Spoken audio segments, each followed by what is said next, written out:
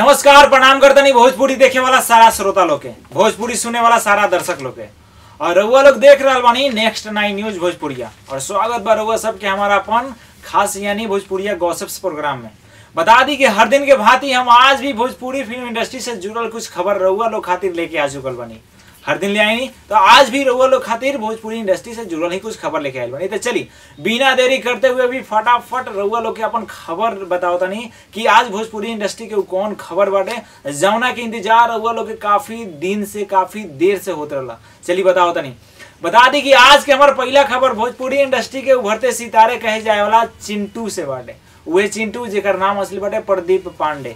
काफी ज्यादा भोजपुरी इंडस्ट्री की एक से एक हिट फिल्म और एक से एक हिट गाना भी दिले बने। बता दी कि उनका एगो गाना ही रहे, पांडे जी का बेटा हूँ चुम्मा चिपक कर लेता हूँ। काफी ज्यादा हिट भई रहे गाना और गाना पर विवाद भी भई रहे। लेकिन चलिए आज हम बात कर बनी चिंटू से जुड़ल। तो बता दी कि चिंटू पाकिस्तान पर जो वायु सेना कारनामा करके दिखैले बिया ऊपर काफी ज्यादा खुशी जतैले बड़े। और खुशी जतैले के बाद चिंटू अपना देश के प्रधानमंत्री के का कहले बड़े सबके रोलों के बारे में जानकारी लेवे के बाद एक नजर डाले के पड़ी हमारा खास खबर के तरफ कि आखिर चिंटू पीएम मोदी के का कहले बड़े और अपन खुशी कैसे जतैले बड़े। तो एक नजर डाली हमारे खास खबर के तरफ। पुलवामा की दुखद घटना के बाद भारतीय वायुसेना द्वारा बालकोट स्थित जैश ए मोहम्मद के ठिकानों को ध्वस्त कर दिया गया है, जिसके बाद भोजपुरी सुपरस्टार प्रदीप पांडे चिंटू ने खुशी जाहिर की और कहा कि शेर की एक दहाड़ पर आज पाकिस्तान सदमे में चला गया है। हमारी वायुसेना ने एक बार फिर से पाकिस्तान को उनकी जगह दिखा दी है। चिंटू ने कहा कि ये पुलवामा का बदला है और अब भी वो नहीं सुधरे तो दुनिया के मानचित्र से उनका नक्शा हमेशा के लिए खत्म हो जाएगा। उन्होंने कहा कि 12 दिनों के अंदर सर्जिकल स्ट्राइक 2 कर हमारी सेना ने बता दिया कि जब भी वो हमारी सेना से टकराएंगे उन्हें ऐसे ही जवाब दिया जाएगा। उन्होंने कहा कि भारत की तरफ कोई गलत नज़र से देखेगा तो उसका वही अंजाम होगा जो आज जैश के आतंकियों का हुआ है। हम भारतीय वायुसेना और हमारे जवानों के जज्बे को सलाम करते हैं। हम सेना के साथ साथ देश के लोकप्रिय और मजबूत प्रधानमंत्री नरेंद्र मोदी जी को भी धन्यवाद देना चाहते हैं, जिन्होंने देश के गुस्से को अपना गुस्सा बनाया और उन्हें मुंहतोड़ जवाब दिया। देश को उन पर भरोसा है और जनता जानती है कि पीएम मोदी हैं तो कुछ भी मुमकिन है। आपको बता दें कि 14 फरवरी को जम्मू कश्मीर के पुलवामा हमले के बाद भोजपुरी सुपरस्टार प्रदीप पांडे चिंटू लाइव आकर गुस्से से भड़क उठे थे और उन्होंने दुश्मनों को ललकारा भी था। जैसे कि देखनी लोग कि आखिर चिंटू का कहले बड़े पीएम मोदी के और अपना वायु सेना के कैसे खुशी जतैले बड़े। तो चलिए बढ़ता नहीं आज के अपन दूसर का खबर के तरफ। जी हाँ, बता दी कि आज का दूसर का खबर भोजपुरी इंडस्ट्री से ही बा। बता दी कि भोजपुरी इंडस्ट्री में हर समय कोई नया चेहरा देखे के मिलत हवे, चाहे वो एक्टर के होके चाहे एक्ट्रेस के होके। ऐसे ही कुछ नया चेहरा एक बार फिर देखे के मिलल बा। बता दी कि भोजपुरी इंडस्ट्री में एगो नया फिल्म बन रहा बाटे जो फिल्म के नाम बाटे इश्क के गुनाह। ओकर मुहूर्त हो चुकल बाटे, लेकिन अब देखे के ई बाटे कि फिल्म के शूटिंग कब से स्टार्ट होके वाला बाटे। एक डेट अभी नइखे फिक्स भइल कि फिल्म के शूटिंग कब से होके वाला बा, लेकिन इतना बात जरूर फिक्स हो गई बाटे कि वो फिल्म में के एंट्री कैले बाटे, के स्टार कास्ट के नजर में बाटे। डायरेक्टर और राइटर के भी सूचना मिल चुकल बाटे। खबर हो गई बा कि डायरेक्टर के बा और फिल्म के राइटर के बा और फिल्म के हीरो के बाटे। अगर वो लोग जाने के बाटे आखिर इश्क के गुनाह के फिल्म के डायरेक्टर और राइटर और एक फिल्म के एक्टर के बाटे और एक्ट्रेस के बाद एक नजर डाली हमारे खास खबर के तरफ। आरपी फिल्म प्रोडक्शन की फिल्म गुनाह है इश्क, आज इस फिल्म का मुहूर्त वाराणसी में संपन्न हुआ है। पूजा पाठ के साथ फिल्म का मुहूर्त किया गया। इस फिल्म में नवोदित अभिनेत्री राखी अरोड़ा अभिनेता राहुल सिंह के अपोजिट अभिनय करते पहली बार फिल्मी पर्दे पर नजर आएंगे। राहुल सिंह इस फिल्म में लीड रोल में नजर आ रहे हैं। वहीं फिल्म की शूटिंग भी मुहूर्त के साथ शुरू हो गई। वाराणसी में इस फिल्म को जख्मी साजन राज डायरेक्ट कर रहे हैं और प्रदीप यादव प्रोड्यूस कर रहे हैं। एक बड़ी फिल्म गुनाह है इश्क में कास्ट किए जाने के बाद राखी अरोड़ा ने खुशी जाहिर की और कहा कि वो इस फिल्म को लेकर बहुत एक्साइटेड है। राखी को फिल्म की पटकथा खूब भा गई है, जिस वजह से उन्होंने फिल्म के लिए हाँ किया। साथ ही उनको इस फिल्म से काफी उम्मीदें हैं। उनकी माने तो ऐसी फिल्मों किस्मत वालों को नसीब होती है, इसलिए उनका पूरा फोकस फिल्म पर है। फिल्म की शूटिंग भी शुरू हो चुकी है। ऐसे में वो अपने किरदार को कैमरे के सामने जीने के लिए बहुत मेहनत कर रही हैं। राखी की माने तो फिल्म में उनकी राहुल सिंह के साथ केमिस्ट्री बहुत जमेगी। बता दें कि आरपी फिल्म प्रोडक्शन की फिल्म गुनाह है इश्क के को प्रोड्यूसर रिजवान बबलू और राजेंद्र सिंह यादव हैं। फिल्म के पीआरओ संजय भूषण पटियाला हैं। जैसे कि रोला देखने लोग कि आखिर वो कौन फिल्म में के स्टार कास्ट के में बाटे और राइटर के बाटे। तो चलिए उन्हें पता नहीं आज के अपन तीसरा खबर के तरफ। जी हाँ, बता दें कि आज के तीसरा खबर भोजपुरी इंडस्ट्री के जुबली स्टार कहे जाए वाला दिनेश लाल यादव और भोजपुरी इंडस्ट्री के यूट्यूब क्वीन कहे जाए वाली आम्रपाली दुबे से जुड़ल बाटे।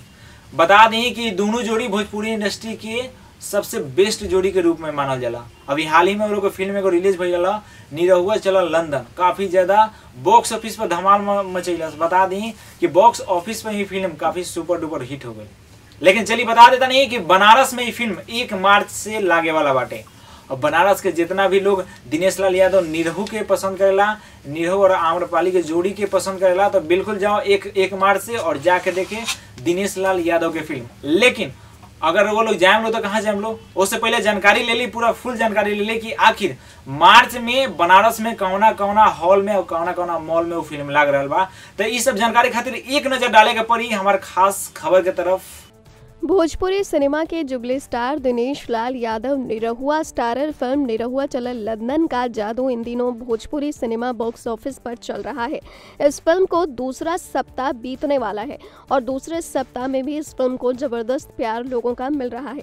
कई लोगों ने सोशल मीडिया के जरिए ये शिकायत की है कि उनके जिला में, उनके राज्य में फिल्में रिलीज नहीं हुई हैं। कई लोगों ने पूछा है कि हमारे यहाँ फिल्म कब रिलीज होगी। तो उन लोगों के लिए खुशखबरी है, खासकर बनारस और वाराणसी में रहने वाले लोगों के लिए, कि आने वाली 1 तारीख यानी 1 दिन बाद आप लोग इस फिल्म को अपने नज़दीकी सिनेमा घर में देख पाएंगे, क्योंकि 1 मार्च से बनारस के सभी सिनेमा सेंटरों में निरहुआ चलल लंदन कई सप्ताहों तक राज करेगी। वो भी 1 या 2 शो में नहीं, बल्कि हाल ही में आनंद मंदिर वाराणसी सिनेमा सेंटर ने तो ये घोषणा भी कर दी है कि वो लगातार 4 शो तक इस फिल्म को अपने सिनेमा थिएटरों में लगाने वाले हैं।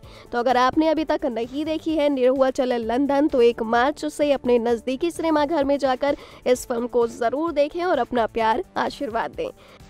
जैसे कि लोग देखने लो कि आखिर बनारस में कौना कौना मॉल में और कौना कौना पीवीआर में दिनेश लाल यादव निरहु के फिल्म लागे वाला बाटे। तो चलिए उन्हें बात करता नहीं आज की अपन लास्ट खबर यानी चौथा खबर के तरफ। बता दें कि आज के चौथा खबर भोजपुरी इंडस्ट्री के सुपरस्टार कहे जाए वाला खेसारी लाल यादव जी से जुड़ल बाटे।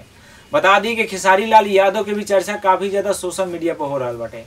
जी हाँ, बता दी कि खेसारी लाल यादव अपने एक से एक होली गाना 2019 में पेश करत रहे, यानी वही बीच में 2019 में ही अपन होली गाना एगो लेके आ गए बड़े कि होली खेलब तस्वीर से खेसारी लाल यादव अपना देश के जवान के सम्मान खातिर पेश के लिए बड़े गाना। तो बिल्कुल एक नजर डाली हमारे वो खास खबर की तरफ कि आखिर ये गाना कब रिलीज हुई और कौना चैनल के माध्यम से रिलीज हुई और गाना के हर एक जानकारी खातिर एक नजर डाली हमारे खास खबर की तरफ। आने वाला है होली का त्योहार और होली मनाने से पहले और भारतवासियों को मिल गई है पाकिस्तान से बदले की खुशी, और ऐसे में बन रहे हैं भोजपुरी सिनेमा में खूब सारे गाने। तो भाई सुपरस्टार गायक खेसारी लाल इस दौर से कैसे पीछे रहे। उन्होंने भी होली के मौके पर एक ऐसा ही गाना गाया है फौजियों के लिए, और इस गाने के बोल हैं होली खेलब तस्वीर से। खेसारी लाल ने अपनी आवाज़ दी है इस गाने को। इस गाने को लिखा है आजाद सिंह ने और संगीत दिया है आशीष वर्मा ने। गाना छोटे चैनल से रिलीज हुआ है, इसलिए अभी तक हमारे खबर लिखने तक इस गाने को 5000 लोग ही देख पाए हैं। अगर आपने नहीं सुना है खेसारी का ये नया गाना तो सोशल मीडिया पर ज़रूर सर्च करें होली खेलब तस्वीर से, आपको ये गाना आसानी से सुनने को मिल जाएगा। अगर आपने सुन लिया है तो कैसा लगा है ज़रूर बताइएगा कमेंट बॉक्स के जरिए। नेक्स्ट 9 न्यूज़ भोजपुरिया से ममता की रिपोर्ट। जैसे कि लोग देखने लो कि आज के हमार भोजपुरिया गॉसिप्स के 4 गो ताजा तरीन खबर, और ये भी लोग देखने लो कि हाँ खेसारी लाल यादव अपन कौना चैनल के माध्यम से और कब अपन गाना के रिलीज कर रहा बड़े देश के जवान के सम्मान खातिर। ऐसा ही बना रही हमारे चैनल नेक्स्ट 9 न्यूज़ भोजपुरिया से, काहे से पल पल के खबर रउआ लोग के सामने देते रहेला। लेकिन पल पल के खबर पाए खातिर रउआ लोग के नेक्स्ट 9 न्यूज़ भोजपुरिया के सब्सक्राइब करे के पड़ी, और सब्सक्राइब कैला के बाद बेल आइकन दबाए के पड़ी। अगर बेल आइकन ना दबाएं तो रउआ मोबाइल के बेल ना बजे, तो बिल्कुल बेल आइकन जरूर दबा दें। और दी इजाजत, कैसे कल फिर हम लेके आए भोजपुरी इंडस्ट्री से जुड़ल ही कुछ ताज़ा तरीन खबर। नमस्कार।